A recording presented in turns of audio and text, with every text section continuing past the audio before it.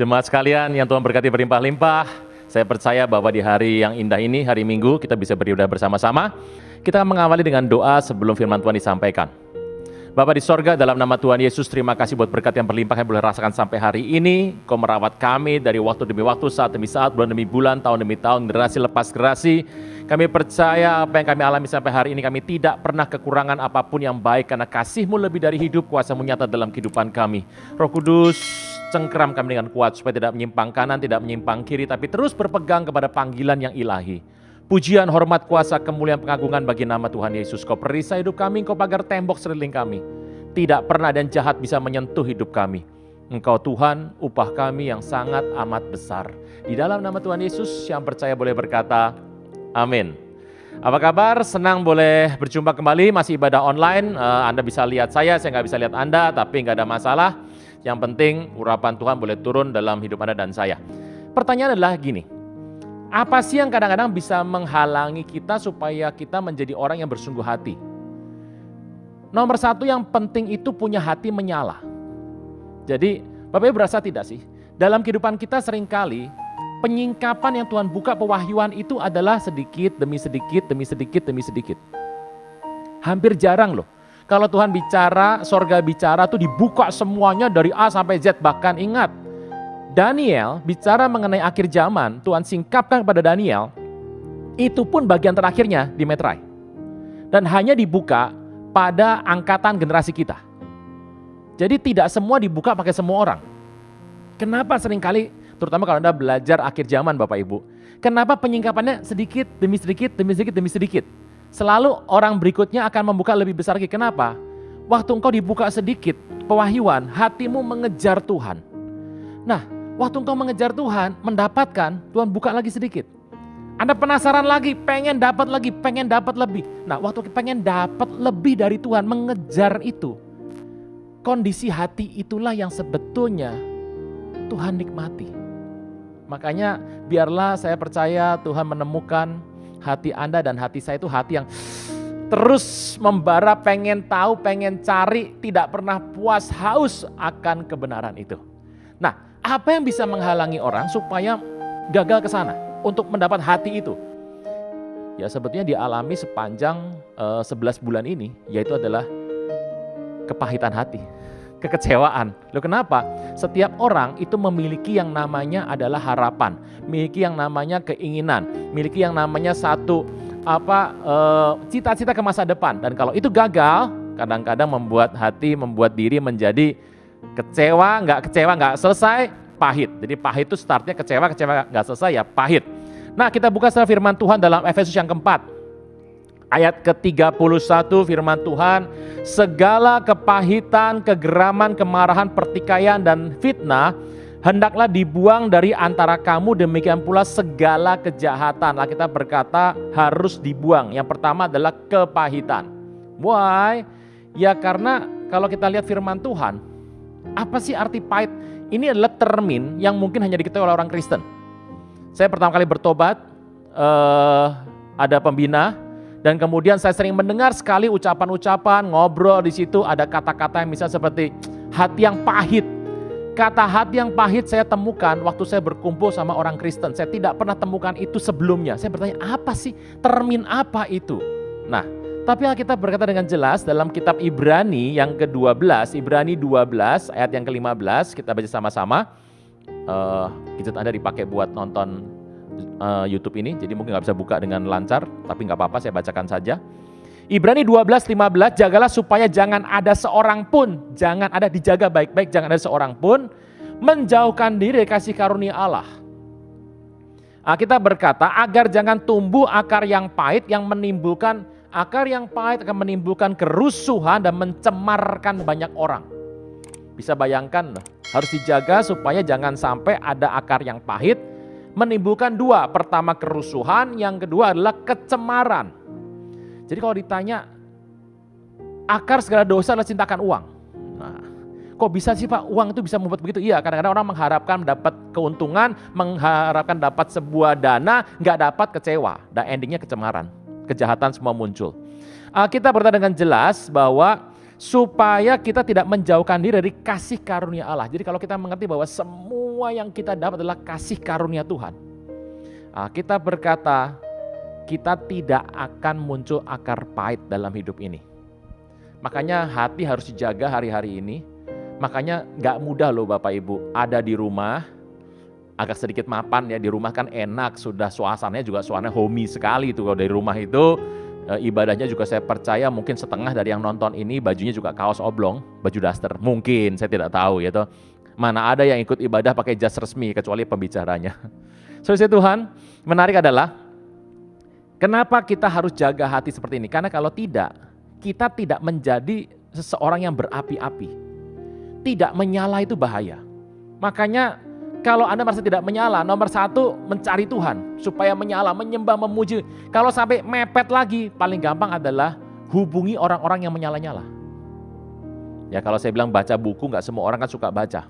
Hubungi, bukan ngobrol, chat, bukan, tapi benar-benar berdiskusi sesuatu yang buat hatimu menyala.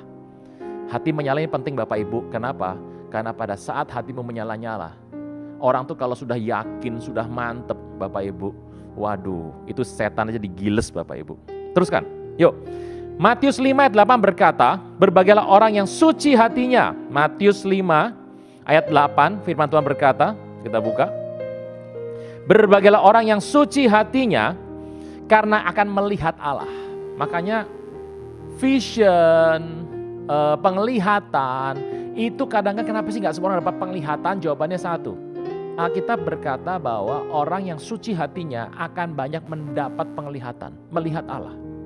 Nah, situasi ini penting dalam kehidupan kita supaya pada masa kita hari-hari ini tetap kita percaya. Makanya kita nih hidup hari ini tetap percaya bahwa Tuhan memberikan semua yang baik dalam kehidupan kita. Saudara Tuhan, menarik sekali. Jadi kalau ditanya sebenarnya apa sih yang menyebabkan orang itu tiba-tiba bisa ada muncul akar yang pahit? Kenapa bisa menjadi kecewa? Kalau saya bilang kecewaan Bapak Ibu, ingat Yohanes Pembaptis pun pernah mengalami kecewaan loh. Semua manusia, yang namanya manusia pernah mengalami kecewa. Kita lihat tuh beberapa penyebab supaya jangan sampai waktu kita menjadi kecewa, tambah pahit hati, kemudian menjadi redup. Setelah redup akan mudah ditelan oleh kuasa kegelapan. Yang pertama kita lihat firman Tuhan dalam kitab Yohanes. Kita membaca banyak ayat hari-hari ini. Dan saya percaya memasuki tahun ini supaya karakter kita dibentuk lebih indah serupa dengan gambaran Kristus. Yohanes 15, Tuhan cerita mengenai pokok anggur. Cerita bagaimana kehidupan murid-murid Tuhan Yesus pada ayat 18 sampai ayat 26 akan dibenci oleh dunia. Jadi apa yang engkau dan saya buat hari-hari ini, dunia gak setuju sama kita. Makanya pada Yohanes 16 ayat 1 yang merangkum cerita Yohanes 15 dirangkum dalam sebuah satu ayat. Yohanes 16 ayat pertama, semua ini kukatakan kepadamu supaya kamu jangan menjadi kecewa dan menolak aku. Ceritanya bahwa kenapa sih orang bisa menjadi kecewa? Karena kita tuh dibenci sama dunia. So kalau Anda di dunia merasa bahwa sudah lakukan yang terbaik, sudah buat yang terbaik, sudah sungguh-sungguh, tiba-tiba apa yang kau lakukan dianggap buruk oleh dunia. Dunia lebih memilih orang-orang yang menjadi serupa dengan mereka, alih-alih memilih kita. Lebih suka untuk memindahkan sebuah keuntungan kepada orang-orang yang cenderung alih-alih mirip dengan mereka ketimbang kepada kita. Anda harus mengerti, karena engkau dan saya adalah pengikut Kristus. Saya percaya Bapak Ibu sudah mengalami sebagai orang percaya. Kalau Anda bertobat, ikut Tuhan Yesus belum pernah mengalami ini, perlu dipertanyakan imannya sebetulnya. Ada sebuah tender, ada sebuah order, ada sebuah keuntungan, ada sebuah posisi yang harusnya jatah dalam hidupmu, yang harusnya secara struktural masuk dalam hidupmu, tiba-tiba bergeser kepada dunia, karena dunia menganggap bahwa engkau berbeda. Saya mau beritahu, itu adalah apa yang ditulis dalam Yohanes 15. Semuanya ada. Dan kadang-kadang kita pengen bales loh. Kita ini udah ingin hidup bener loh Pak, tapi kadang-kadang kita ingin untuk membalas. Amsal 10:12 menulis firman Tuhan seperti ini. Amsal 10:12. Saya bacakan, kebencian menimbulkan pertengkaran, tapi kasih menutupi pelanggaran. Kenapa orang bertengkar, berkelahi? Alkitab berkata, karena kamu ingin berdoa untuk memuaskan nafsumu. Engkau bertengkar, engkau berkelahi. Kenapa berkelahi? Ya karena orang punya harapan, dan harapan itu tidak sampai. Salah satunya pertama adalah karena engkau dan saya waktu ikut Tuhan Yesus, engkau dibenci oleh dunia. Jadi hari ini sudah bisa lihat ya, dalam masa ini kan berarti orang lagi rebutan. Dalam masa pandemi seperti ini, orang tuh rebutan Bapak Ibu. Untuk hidup tuh rebutan. Tolong pahami bahwa hari engkau dan saya ikut Tuhan Yesus. Kita punya hukum di atas kita yang jauh lebih tinggi, hukum sorgawi. Engkau tinggal di muka bumi, ada hukum muka bumi, tapi ada hukum sorgawi yang mengatur kehidupan Anda dan saya. Kehidupan Anda dan saya, Alkitab berkata dijanjikan sebuah kata, akan cukup. Tidak akan kekurangan, cukup. Doa yang diajarkan Tuhan Yesus kepada murid-muridnya, berilah hari ini apa? Lontong kami, risol kami, kue tiaw kami yang secukupnya. Bukan roti Pak, roti orang Yahudi. Nah, kita lihat firman Tuhan. Kita berkata supaya dalam kehidupan kita penting kita memahami kalau engkau dan saya dibenci, itu adalah hal yang memang harus kita alami. Sampai sini? Oke? Baik.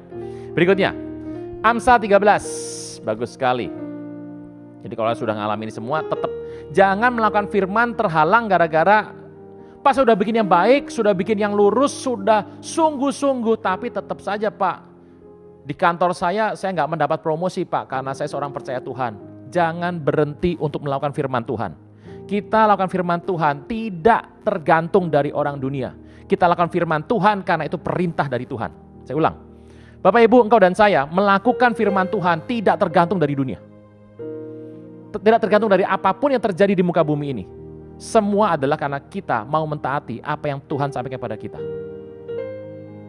Jangan jadi kecewa kepada Tuhan hanya karena engkau digagalkan oleh dunia. Berikutnya, Amsal ke-13 ayat ke-12, firman Tuhan. Harapan yang tertunda menyedihkan hati, tapi keinginan yang terpenuhi adalah pohon kehidupan. Nih kalau kita melihat kenapa sih orang menjadi pahit hati? Karena punya harapan. Kadang-kadang makanya kalau kita punya keinginan, punya harapan Bapak Ibu, saran saya adalah engkau dan saya lebih berusaha mencari apakah harapan keinginan kita ini sesuai dengan apa yang Tuhan mau.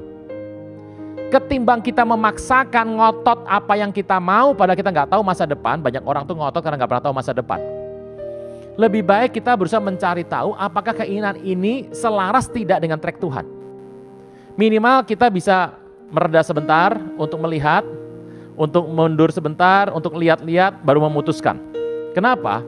Karena kadang-kadang kita berkata bahwa ayat ke-12 tadi, Amsal 13, harapan tertunda menyedihkan hati. Siapa orang seperti ini? Masih ingat Ahitofel? Ahitofel karena membaca dalam 2 Samuel 17, kita buka firman Tuhan, kita buka ayat Bapak Ibu supaya kenyang makannya. Ibadah di hari Minggu, daripada Anda makan terus di rumah, kelihatannya makin lama PSBB-nya makin gemuk semuanya. Yuk kita baca firman Tuhan saja, biar kenyang rohani, jiwaninya, jasmaninya mungkin. 2 Samuel ke-17, firman Tuhan berkata, ini cerita mengenai Ahitofel. Kalau Anda melihat kisah mengenai Ahitofel, 2 Samuel 17, panjang cerita. Ahitofel itu adalah orang yang luar biasa karena Alkitab berkata pada 2 Samuel 16 ayat 23, sebelumnya, satu ayat di atas 2 Samuel 17, satu ayat. 2 Samuel 16 ayat 23, pada waktu itu nasihat yang diberikan Ahitofel adalah sama dengan petunjuk yang dimintakan daripada Allah. Demikianlah dinilai setiap nasihat Ahitofel baik oleh Daud maupun Absalom. Di muka bumi ini, orang-orang berhikmat itu banyak. Dan di Alkitab PL, orang berhikmat banyak sekali. Pertama, Anda bisa sebut nama Salomo. Gak ada yang akan menolak. Salomo orang paling berhikmat, iya. Nomor 2, Daniel, mantap sekali itu, orang itu luar biasa. Kedua adalah Ethan, itulah orang-orang berhikmat. Tapi kalau Anda melihat, tersempil satu cerita namanya Ahitofel. penasihat Raja Daud dan penasihat Absalom. Alkitab berkata orang minta nasihat dia sama kualitasnya. Wah, ini QC sorga loh. Quality control dari sorga Bapak Ibu. Sama dengan nasihat yang dimintakan kepada Allah. Anda bisa bayangkan itu. Ini kalau ada satu gereja, ada satu orang seperti ini Bapak Ibu. Wah, ini buka klinik dari pagi sampai pagi lagi nih. Semua orang tanya sama dia, kenapa? Nasihatnya setara dengan Allah. Ahitofel ini penasihat Daud, kenapa dia bisa pindah kepada Absalom dan memberikan nasihat untuk menghancurkan habis total Daud dan semua penggawanya? Jawabannya mudah. Ahitofel ini siapa sih? Saudara Tuhan, Anda bisa baca di Alkitab nanti, paling gampang sekarang buka yang namanya Alkitab, ada search, cari Ahitofel, keluar semua nanti. Ahitofel itu punya anak, namanya adalah Eliam. Nah, kalau Anda melihat, Eliam itu punya anak lagi, namanya adalah Batsheba. Anda ring the bell di kepala Anda, siapa Batsheba itu? Batsheba adalah istri dari Uria orang Het. Anda bisa bayangkan, bapaknya adalah seorang pahlawan. Batsheba punya bapak itu pahlawan, jenderal perangnya Daud. Namanya Eliam. Dan dia punya ayah lagi, kakek, itu adalah Ahitofel. Ini adalah orang yang mengabdi di kerajaan, satu keluarga. Anda bisa bayangkan pejabat semua ini. Kakeknya adalah Dewan Pertimbangan Agung dari Raja Daud. Karena nasihatnya, Daud itu sudah dekat sama Tuhan. Masih bayangkan, masih punya penasehat seperti Ahitofel. Pantesan Daud gak pernah kalah perang seumur hidupnya.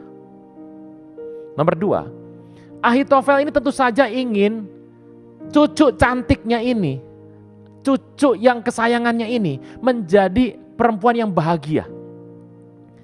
Tapi alih-alih itu Anda melihat sebuah kisah bahwa kelak Batsheba itu menikah sama Uria orang Het. Uria itu adalah salah satu pegawai Raja Daud yang juga berperang bersama dengan Eliam. Jadi Eliam itu kan perang kemana-mana. Dan itu punya rekan yang perang juga di sana, jenderal yang ada di sana, panglima yang ada di sana, namanya Uria. Mungkin kedekatan itu membuat akhirnya Uria melihat ini Batsheba cantik sekali dan dia naksir, kemudian dia ngomong sama Eliam, ya karena perang bareng mungkin juga ada yang namanya hutang budi, hutang nyawa di sana. Akhirnya ya Eliam ya oke-oke sajalah. Mungkin tapi Ahitofel tahu bahwa yang namanya Uria itu orang Het. Ingat prinsip firman Tuhan, Ahitofel ini adalah orang sangat berhikmat sekali. Dia tahu firman Tuhan, dia tahu yang namanya kitab Torah, bahwa seorang Israel tidak bisa menikah sama orang di luar Israel. Apalagi yang namanya Ahitofel, ini ketua DPA, Dewan Pertimbangan Agung. Dan anaknya itu jenderal perang. Bagaimana mungkin cucunya nikah sama orang suku lain? Makanya kenapa waktu pernikahan itu Raja Daud harus mendapatkan sebuah restu, harus memberikan sebuah restu. Tanpa restu Daud, tidak mungkin mereka bisa menikah. Kalau bisa menikah berarti Daud merestui. Ahitofel mungkin merasa begini, ini rajaku nih bagaimana sih? Ya rajaku malah mengizinkan cucu kesayanganku menikah sama orang di luar Israel. Kan aku sebagai pejabat kan malu begitu. Ya tapi itu bisa dipendam lah karena mungkin Batshebanya juga suka sama Uria juga suka dan pahlawan juga pernah membela negara. Ya sudahlah, tutup mata separuh. Apa yang terjadi kemudian? Peristiwa Daud dengan Batsheba itu memukul telak hati Ahitofel. Bagaimana mungkin sudah kejadian begini, lah kok sekarang Daudnya begini? Bukankah celah ini ditimpakan kepada keluargaku?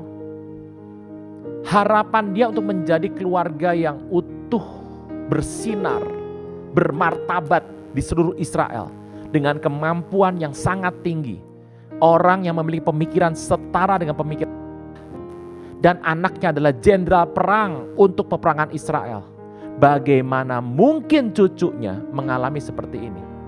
Dan yang terjadi adalah Daud mengambil Batsheba dan membunuh Uria. Sudah baik-baik, akhirnya bisa menerima Uria. Urianya mati dengan cara seperti ini. Pertanyaan saya, kakek mana tidak goncang? Dan akhirnya yang terjadi adalah dia meminta sebuah kesepakatan baru dengan Absalom.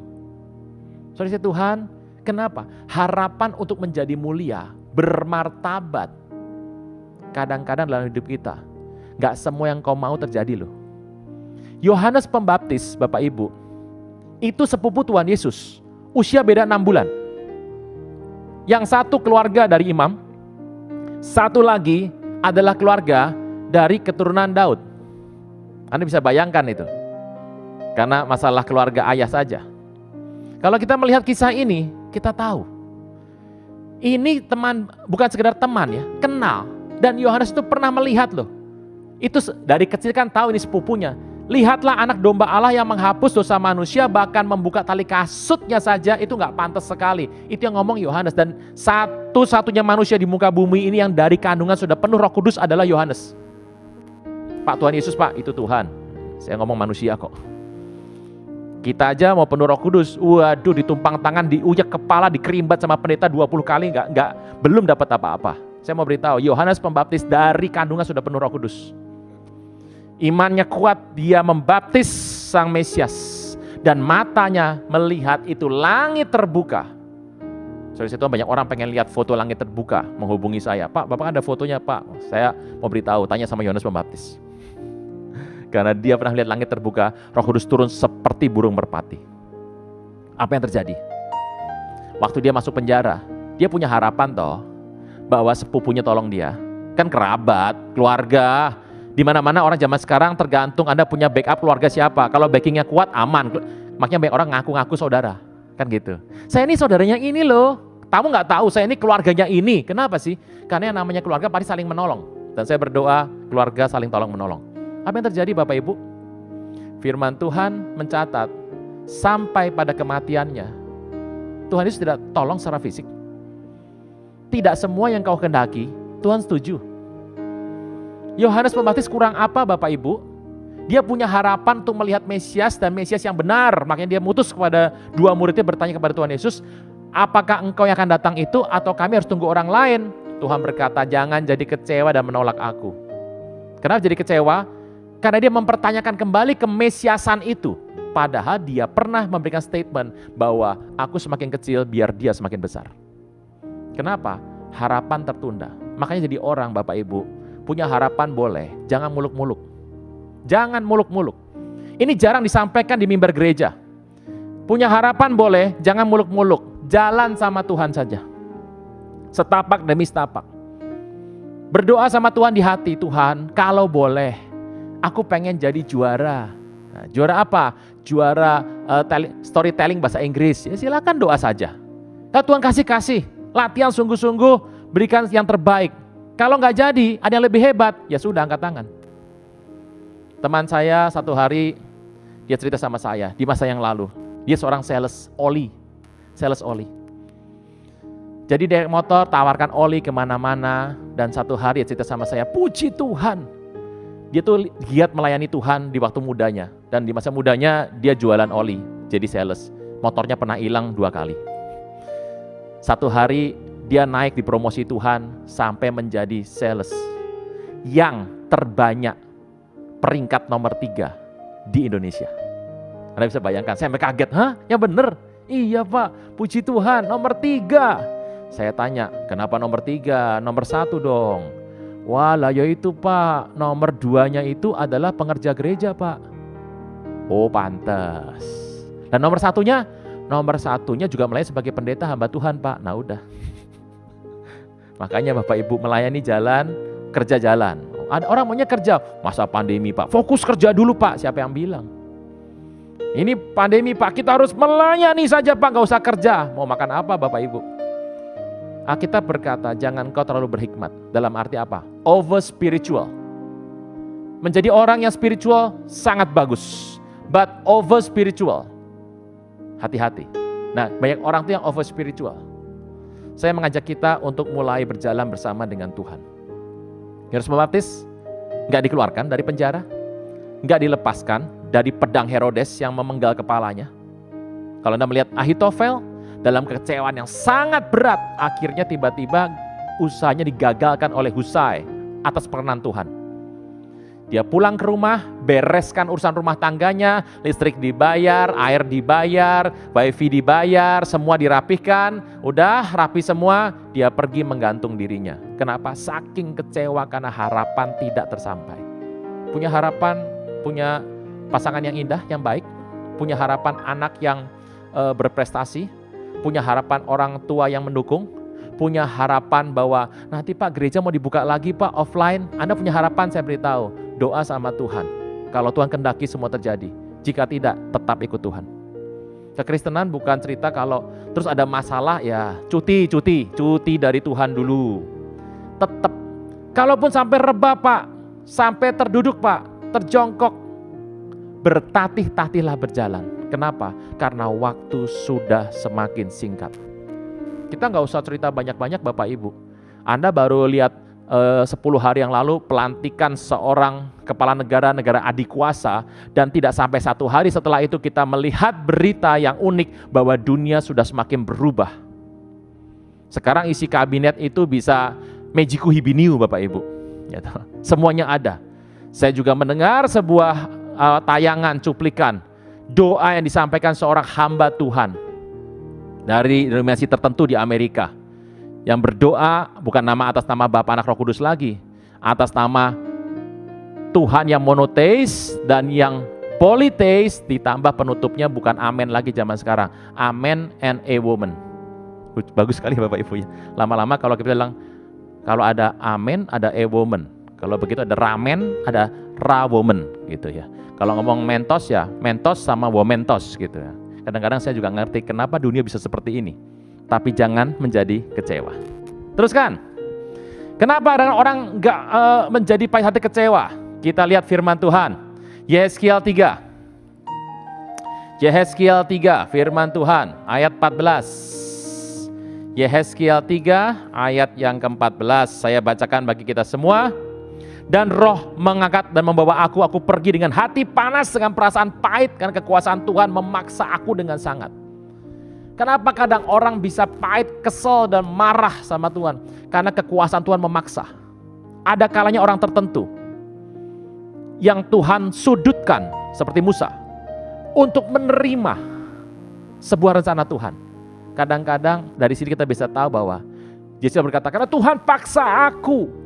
Sebetulnya kalau saya bilang ini dua sisi, bukan cuma Tuhan paksa. Kenapa Tuhan paksa? Karena ada orang yang menolak, ngotot mau paksakan kehendak sendiri. Saya ulang ya Bapak Ibu. Kenapa Tuhan bisa paksa sampai dia panas hati? Ya karena Yehezkiel itu punya agenda sendiri. Dia paksa Tuhan, karena dia paksa Tuhan, makanya waktu Tuhan berespon, dia terpaksa. Orang yang dipaksa Tuhan kayak Musa, karena dia punya rencana sendiri dalam hidupnya. Sampai sini bisa tahu Bapak Ibu, siapa orang-orang dipaksa sampai Tuhan dengan keras seperti ini selain Yehezkiel? Bileam dipaksa, ngotot dipaksa sama Tuhan sampai kepepet, masih gunakan agendanya lagi. Saran saya kalau Anda hari ini sudah mentok kanan, kiri, depan, belakang, atas, bawah sudah mentok semua. Bahkan orang yang paling dekat sama Anda cerita sudah mulai gak paham. Anda cerita sama gembala Anda dia nggak paham juga. Sepertinya kok Anda sudah cerita nggak dipahami sama sekali. Tolong mengerti. Ada kalanya Tuhan itu membawa seseorang untuk sedikit terpojok di ruangan, untuk melakukan berkata ya kepada Tuhan. Kalau Anda ngalami ini, berserah saja. Sampai sini bisa Bapak Ibu? Supaya tidak pahit hati. Alkitab mencatat banyak hamba Tuhan yang pahit hati.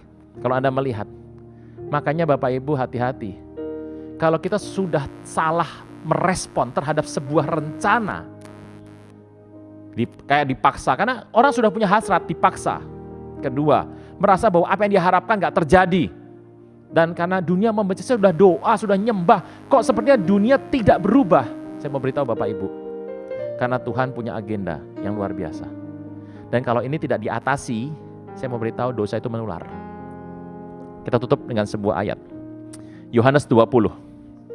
Yohanes 20 ayat 22 dan 23. Ini cerita luar biasa waktu Petrus menjadi kepo. Ini kepo nih, kepo singkatan Bapak Ibu. Knowing every potential object. Kepo, pengen tahu segala hal. Satu hari setelah Petrus mendapatkan pesan dari Tuhan untuk menjadi soko guru, pemimpin jemaat, dia berpaling, Alkitab berpaling. Waktu Petrus berpaling dan melihat ada murid dikasih Tuhan Yesus, Yohanes di sana.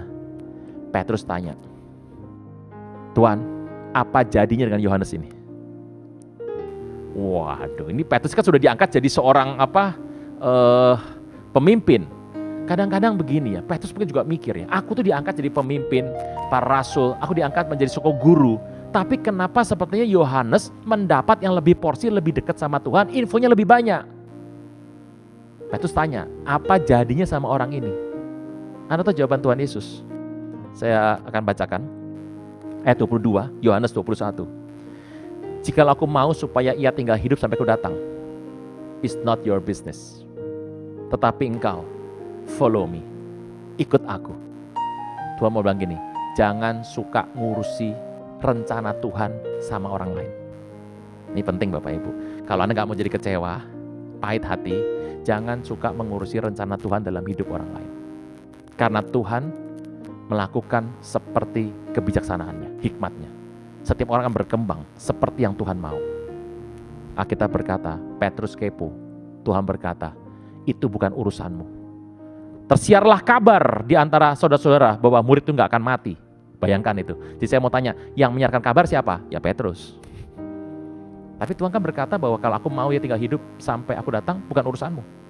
Dan betul, Tuhan tidak pernah berdusta mengucapkan ini. Yohanes di Patmos, Yohanes Rasul tidak mati sebelum lihat Tuhan datang. Oh masih hidup Pak? Enggak, kan dia sudah melihat Tuhan datang dalam penglihatan. Dan beliau meninggal. Sampai sini, saya mau cerita bahwa Bapak Ibu, intinya adalah jaga hatimu. Jaga hatimu. Kenali kehendak Tuhan. Supaya engkau membara sama Tuhan. Kalau engkau membara sama Tuhan, kuasa gelap manapun tidak berani menyentuh engkau. Karena engkau membara sama Tuhan. Orang-orang yang membara sama Tuhan, yang menyala-nyala, akan melakukan rencana Tuhan yang dahsyat. Kita berdoa. Bapa di sorga, berkati berlimpah-limpah umat-Mu yang mendengarkan rekaman ini, mendengarkan siaran tundanya. Berkati berlimpah-limpah. Di hari-hari ini kami menjaga hati kami, karakter hidup kami, untuk terus menyalah buat Tuhan. Ada banyak hal yang kami sebenarnya tidak perlu urusi. Ada banyak hal yang kami tidak perlu untuk khawatir. Karena Tuhan menjaga langkah kami. Kadang-kadang kami punya begitu banyak keinginan yang berlebihan, sehingga kami tidak pernah bisa menguasainya kembali. Padahal firman Tuhan sudah mengatakan dalam Roma 12 ayat 3 bahwa kami harus menguasai diri kami menurut ukuran iman masing-masing. Memasuki bulan ke depan, kami percaya, kami terus dibentuk dalam pengertian-pengertian baru. Biarlah tangan Tuhan yang perkasa memberkati berlimpah-limpah semua jemaat umat Tuhan yang mendengarkan siaran ini. Terima kasih Tuhan Yesus, Engkau yang berdaulat, rencanamu yang jadi di muka bumi dalam waktu yang semakin singkat ini. Di dalam nama Tuhan Yesus, yang percaya diberkati sama-sama boleh berkata, amin. Shalom.